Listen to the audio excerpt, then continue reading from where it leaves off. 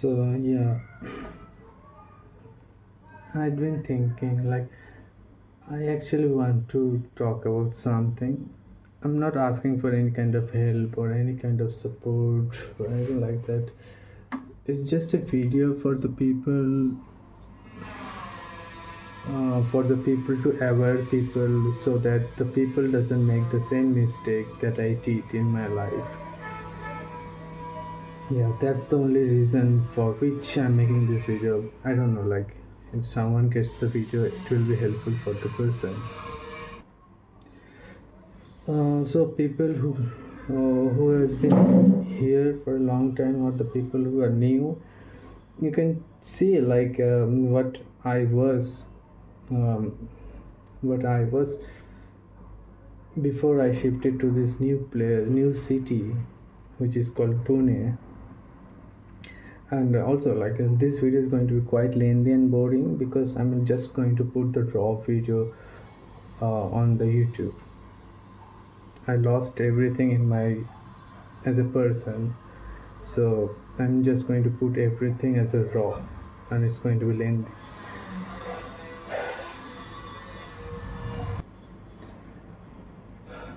So so if you go through my channel, you can see like what I was at the beginning. I was a totally different kind of a male, trying to make kind of a new type of fashion videos, type of clothing styles. And yeah, I was unemployed. The major factor, I was unemployed because of the city's political conditions. It is still going on, like it is really bad, the political conditions. And the social which created like social issues among the people, the mentality of the I live in India. If you're aware of India, you know what are the kind mindsets of the people of India. And over there, like the political conditions created a huge bad impact on the social life for decades, for 3 to 4 decades. And the people mentality are got narrower and narrower, like they got more conservative. And like they're like too many illegal immigrants. Like if you consider the city's population as 100, 50% of the city's population are from Bangladesh or Pakistan. So there are like way too many illegal immigrants in the country, in the city. So which created a lot of impact, and the people mind mentality and mindset. And I'm creating those sort of videos. People started like treating me in that manner in public, in real life. So like an really horrible person, like I'm mentally ill and all those sort of things. And if a person, if you some people considers these sort of terms for a long period of time, you accidentally you become that person. Like if the person is saying like you're mentally ill, mentally ill, mentally, no matter how much you try and you fight for years and years, still you will get depressed, frustrations, sorrowness. Everything will be lost in your life. There is no motivation to do anything. When I first came to Pune, the city which is in Maharashtra, which is just beside Mumbai, I was really shocked, like how the city was developing, and it was developed. The people, the mindset, the organized work, and everything. I was totally shocked. Like, how can such a place be present in India? I've, so literally got that shock. And it was in 2017. And after that I made a decision, like I'm going to shift in this city. No matter how difficult it is, I'm going to shift because it is so developed, organized, and all those sort of things. That was the main problem that I did. So after I shifted to this city, I got detached from all the social sort of like negativity from my own city. And slowly and slowly I was alone. I didn't know like what to do, what to go. I came across with some NGOs to interact, to volunteer, and to be a part, so that I regain myself in a social manner. And that was a major big mistake that I did. And Among the NGOs I came across with the LGBTQ NGOs, and I'm not sure, but sometimes I do regret mixing up with the LGBTQ NGOs. I do feel at some point like I was being brainwashed to be a transgender or a gay person, whatever like you wanna say. I was being brainwashed. The brainwashing doesn't happen like what we imagine. Like the some words, some certain things are put inside your head that they don't work in that manner. They will treat you nicely. They will show you beautiful things, beautiful behavior, and all sorts of beautiful things stops, and you slowly and slowly you get attracted to all those sort of things, and then comes the second phase. They will act in a different manner. So the reason why these NGOs do that, first of all, they gain benefit. More people are more people are LGBTQ, they're going to come to the NGOs, they're going to get more support and more popularity and more money. That's the main major big thing that they do. And I noticed the pattern, and I stood up, and they tried to beat me, uh, like with people and all those things, police complaint, because I noticed the pattern that what they were doing. So it was just not me as a transgender, like who saw those sort of behavior of the NGOs. Some transgender also, they have been watching these sort of behaviors, and they detach themselves from the NGOs. And there are like some transgenders who doesn't have want to see, like they want to be in the blind faith and all this sort of thing. They are still in the NGOs. And the transgenders who saw the reality, they just moved away from the NGOs.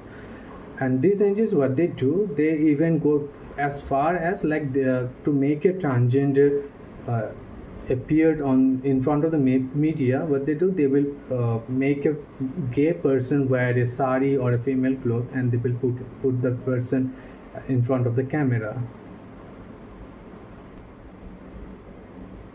And there are like forums and articles, post of lots of people who are, I'm not going to say those what are the names of the forums and article space platforms, because they're going to uh, move into those platforms. But there are like certain platforms, forums, and all those sort of things. They are still alive, and people say that these NGOs only work for selected candidates, and if they see they can gain benefit from that person, so then only they are going to work as an NGO. So if they are saying like they are not going to get any kind of money, fame, or resources from me, they are not going to help me. They will literally not going to help. There has to be some sort of benefit from which for which they are going to help. It's the same thing.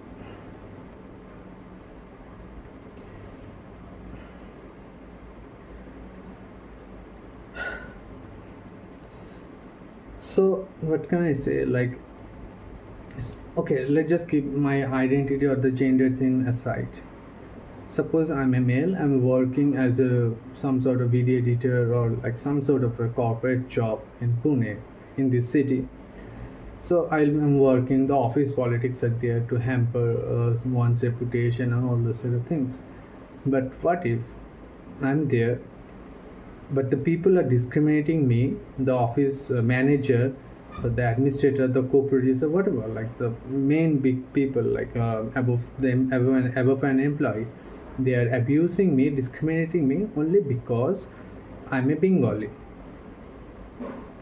Okay, so what if it happens in that manner, and throughout your career in that company, they keep on discriminating you just because of your race or your skin. Oh, there is one thing, like the skin color of the people in Pune are literally quite dark. That's fine. I mean, like it's fine for. I never faced racism in my city, and never faced all the sort of terms with the skin color, but that's fine and totally normal in West Bengal. the skin color, religion, caste, and all this. Everyone is blue. Everyone are quite same over there until and unless any Bangladeshi or Pakistani create chaos. So you can see my skin color, right? So they are way too dark skin colored, and I have noticed like the males, their look on me doesn't seem like they want me alive. I don't know, but their the looks, the stares doesn't feel hospitable. I mean, like hospit. What can I say? Like accepting, like safe, something like that.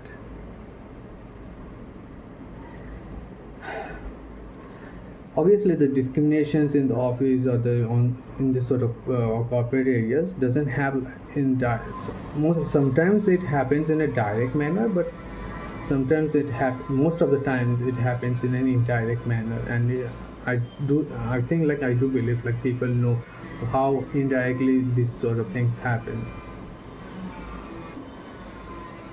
And there is one big thing that I've noticed from the people over here. So when you point out all the sort of things, they will always say you are overthinking. They will always say that you are overthinking, just to like uh, just wipe the blame from their shoulder. They will always say overthinking. Or secondly, they will attach any kind of random things and put the blame on you. Any kind of things, like probably they will say that you're mentally ill, or probably they will say that you're considering the things wrong. They will say that just to wipe up the blame from their shoulder. I have noticed these two things. Obviously, they will at first they say that you're overthinking. Secondly, they will attach with anything and put the blame on you. So that's the second phase. First was the LGBTQ NGOs, all the sort of things. Second was the corporate industries in Pune. Third is like the sports centers. And just keep it in mind. I told you earlier, like, this video is going to be quite lengthy because it's already been 12 minutes. So all of these places are ran by Marathi peoples. Probably they're from Pune, Nagpur, Solapur. I have majorly seen like these people, the people in Pune are not from originally Pune. They are from Solapur, Nagpur, Aurangabad, all those sort of places. But I'm not sure like from which particular places. But I have noticed like these peoples are not originally from Pune. So yeah, my point is like these places are run by what do you call the Marathi peoples. And I told you earlier, I was never ever being racist, and I never faced racism with my race or not, neither with my skin color. And I never knew like what's the reality, how it happens. I never knew. And in my city, there is no such thing as such. Until and unless any Pakistani or Bangladeshi create chaos, there is no such thing over there. So the third thing that comes is the local stuffs like the sports centers, private sports centers, or the playgrounds or whatever you wanna call. So initially I came to Pune only because of parkour free running. So I was practicing alone in Calcutta in jungles or in public spaces. I needed support to improve, and I saw the growth of the parkour in Pune. So I shifted over here to learn and practice over here, and I just know that like their fees are more than 2000 rupees. I was unemployed. I came over here after working on a bicycle on Zomato, and I had saved near about like 50 to 80,000, I guess. I actually don't remember the exact amount how much I saved and came over here, but it was near about like that, 50 to 80,000 probably. And I came over here just to learn and progress in parkour. and I was unemployed. I was doing food delivery on bicycle on Zomato. So, and I came over here, and their fees were more than 2,000 rupees. And it was at the beginning 2,000 rupees. After that, they changed more than that. And at first I was unemployed over here. Then I started working in small, like the cafes or restaurants that you want to say, like the roads. Just beside the road, there are like small cafes, and I have to wipe out the tables, clean the dishes, broom the place, all those sort of labor works, and I was being paid 5,000 rupees. Over that, I have to pay in the hostel. It was around 3,000. I guess it was around 3,000 or little bit 3,500. I think. I don't remember exactly. It was near about 3,000 or 3,500. So I was being paid around like 5,000. I was spending around like 3,000 or 500 to my hostel, and I was paying fees for my parkour classes 2,000 rupees. So how much have I saved for my food, for my transportation? Negative 500 rupees. Even after paying my fees, I paid the fees just to learn, just to be committed with my work, with my practice and everything, so that they teach me in a proper manner. That's why I paid my fees. And when I used to reach to the players, the classes used to start, our batches used to start from 9 o'clock, and there were like early batches, which was for the females or for the like the kids. So I was there. So I used to go around like 7 o'clock in the morning during their batches. They don't want to include me in the batches, that's fine. That's literally fine. But let me practice let me practice in the class, right? Or like I'm not going to disturb or come in between. Let me practice. The trainer would come to me and say like, why did you come over to my class at this time?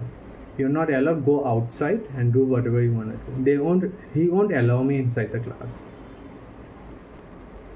He used to humiliate me all the time. That was one example that I gave.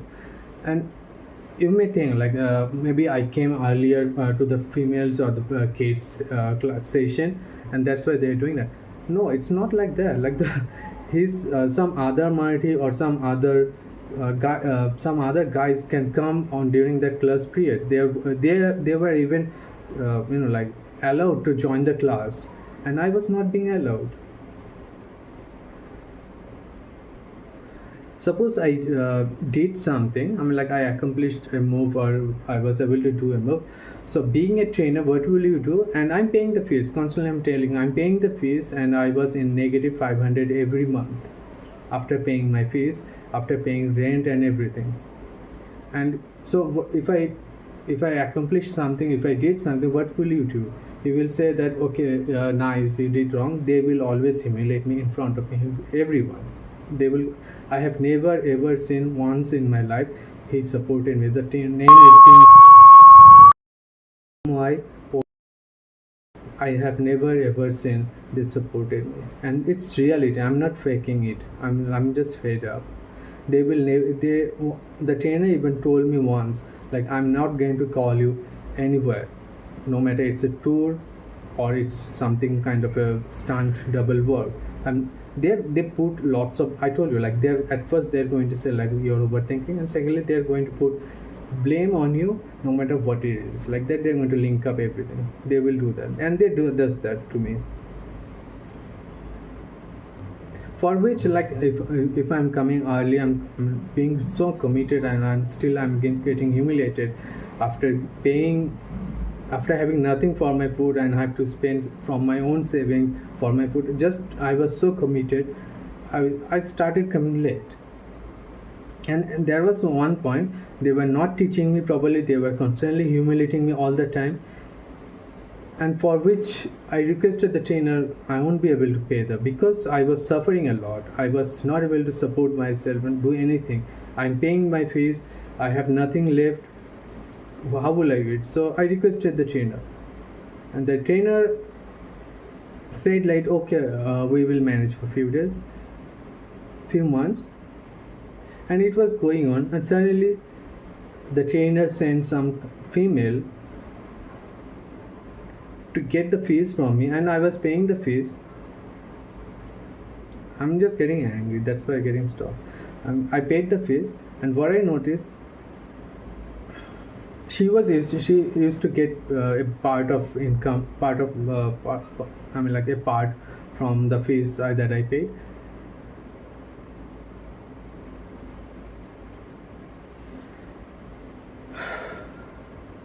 She bought an iPhone, and after that she left.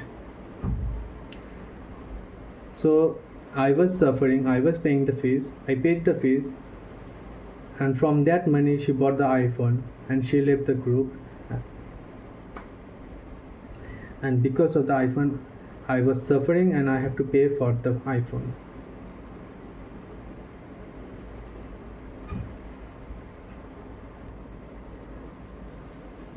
So that's the thing, like if I need a spot or anything like that, if I ask, like when you guys are practicing outside, just let me know, because I want to experience and to improve and all. They will never call me, neither they will give me a spot. They will always complain like my hands are paining, or the time is up, you're late. The humiliation goes on in front of everyone. I do remember one thing, like I was not able to do backflip, like the backflip what speed does. So I was not able to do, and the trainer gave me one tip, and with that one tip I was able to do spot landing, like like from where you jump, and after the full rotation in the back, you land at the same place. With that one tip I was able to accomplish the backflip within 7 days. Within 7 days I was able to, that's a pro level backflip. Like you go up, stay up for few seconds, like that's a pro level. Like usually what people knows by the backflip, like you travel, suppose you're standing, you travel in this manner. But the pro level backflip is you go up, you stop for few moments, and you rotate over there and you land over here. That's the pro level backflip, and I was able to accomplish within 7 days. And when I did in front of him, the trainer, he was way too shocked. He stood still. He was way too shocked. He was literally still, and that was the only tip I got from him. And after that, he never ever gave me a support, nor gave me a spot, nor gave me tips. He never ever did that. Then only I still remember his face, like how shocked he was. Even I have noticed in his eyes the kind of like how I told you, like the skin color. I have noticed the difference. I mean, like I don't know like how to say, even it is a thing or not, but the stare, the look was not like a safe thing. Was not like a safe thing for me. So if you are coming to Pune, I would suggest consider these three things. I was in an LGBTQ NGO. I was in corporate sector. I was in this private NGO. Private sports club. They were being run by all of those places are being run by the Marathi people. If you are coming to Pune, if you are beginning to start your career over here, just keep in mind like you are going to face a lot of issues, and you will be put in such a place like you will start to question yourself. And that was not the only thing that I faced. Like my friends came over here from West Bengal to over here. At first I used to think like, no, there is some problem with me, because I'm facing this issue with every places over here. So and from everyone, so there has to be the same some issue with me. When my friends came over here, they started to say the same things with me, and I said like, I face the same thing. Then I told them in brief like what exactly used to happen with me. They told me in brief like, yeah, that's the same thing that happened with me. Things got matched, and I went to Bangalore, I went to Sikkim, I went even I have friends with Delhi people. I have never faced these sort of things. Even in Bangalore, I know like Bangalore is one of the most loneliest places in the country, in India. I have never faced these sort of things in Bangalore. I know the culture of Bangalore, like there are like huge problems, toxic city, people, and all this. I know everything about Bangalore, but I have never faced this sort of discrimination because of my skin color, because of my race, or because of jealousy.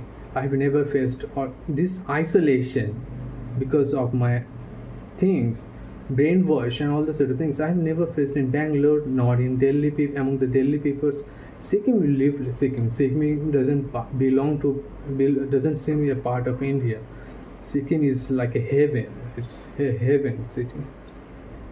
Live that city. Like it's no, we Indians should not belong to Sikkim. Like it's a heaven. It's really a different city. So my point was like that. Like my friends used to face that. My I used to face these sort of things. Things got matched. I never faced these sort of things in Bangalore, Delhi, in my own city. What can I say? You think about that. Like I don't want to say anything directly. Like some people are just like that, just because they are not able. They are born with certain features, or they are not able to do that. They're just trying to hamper you. Oh, one more thing. I just remember one thing. So when I was working in the corporate sector, so funded my I funded myself to study to do a course on, I think it was on graphic design. Yeah, it was on graphic designing, and I funded myself, and I requested the boss of the company to give me like 1 or 2 hours extra, or towards the end of the work. I will finish the work early, and give me some time just to stay in the company, and I want to study. The boss agreed to my decision. Like the boss said, like if you are able to complete your work before that, I'm okay with it, and there is no issue. If you want to study, it's fine. Like it's going to help you as an employee and for our company as well. The manager, he was not happy. Why this person is going to pursue a course? Why this person is going to pursue it? He literally said that to me. We among his friends. He was not happy. I funded my study. Why he's doing that?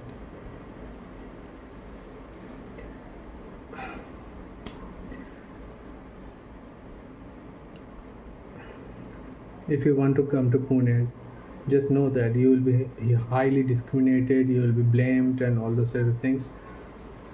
It's good to start your career, but it's not a city to live in. Move out to the city. I'm stuck over here. I don't know. I'm still not sure, but I highly doubt I was being brainwashed by NGOs, and I transformed into a female. Now I'm stuck in the city. Just be careful.